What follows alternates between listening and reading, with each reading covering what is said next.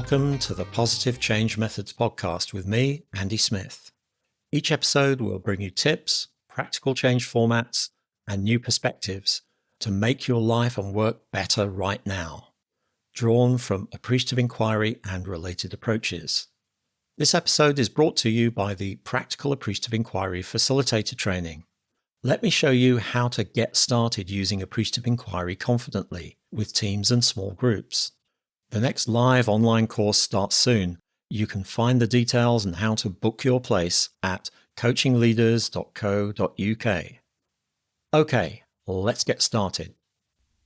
Episode 15, the discovery stage. What you need to do before you plan any change.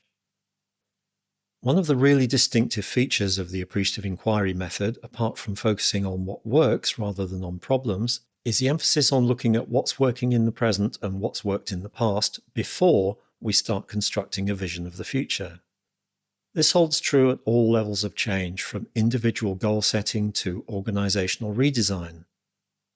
In the 5D cycle, the discovery stage is where we inquire into what's already working, what's worked in the past, and more fundamentally, what gives life, metaphorically speaking, to the person, team, or organization. Their strengths, motivations, achievements they're proud of, and peak experiences. Looking at what's working and what's worked previously has many advantages over jumping straight into constructing our vision of the desired future. Conventional deficit-focused change methods, in their efforts to solve problems, sometimes get rid of what's already working, the parts of the existing system that people value and feel motivated by. This is especially true of year zero approaches that tear everything down and start again with something completely new. This doesn't happen with Appreciative Inquiry because we're building on what we discover about what's already been working well. Have you ever been asked out of the blue, where do you want to be in 5 years' time? Or what's your life's purpose? And not been able to come up with an answer straight away? Often we don't have a clear idea about where we want to get to until we've taken a look at what we like and what's working for us in the current situation. Following on from that, it's much easier to build a vision of the desired future when we give it a foundation of what's already working. Plus, people will find it much easier to believe in a future vision that's built on what's already working than in something pulled out of thin air.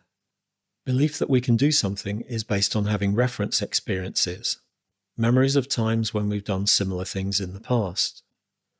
Consequently, we have much more confidence in the future when we discover and carry forward our best experiences of the past and present. We find the future vision easier to believe in because we've already seen bits of it happening, even if only partially. On top of that, being asked to tell your stories about successes, achievements, and things you're proud of helps to activate the empathic network, making you as an individual and as a group focus more on relationships, trust each other more, and be more creative and open to new ideas. This works not just for the person telling the story, but also for you as an interviewer when their story resonates with you. In the discovery stage of Appreciative Inquiry, we're getting information about success stories we can learn from, what's really important and motivating to people, the conditions that make success possible, and also their wishes for the future.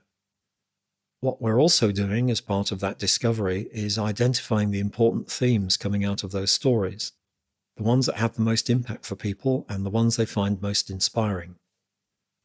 In the next episode, we'll consider the real heart of Appreciative Inquiry, the appreciative interview, why we do them, and what appreciative interviewers need to know to make it work. Thanks for listening to the Positive Change Methods podcast with me, Andy Smith. You can find the show notes at positivechangemethods.com. Please like and subscribe so you never miss an episode. And if you like this episode, leave a 5-star review on Apple Podcasts or anywhere else you can review it. See you next time.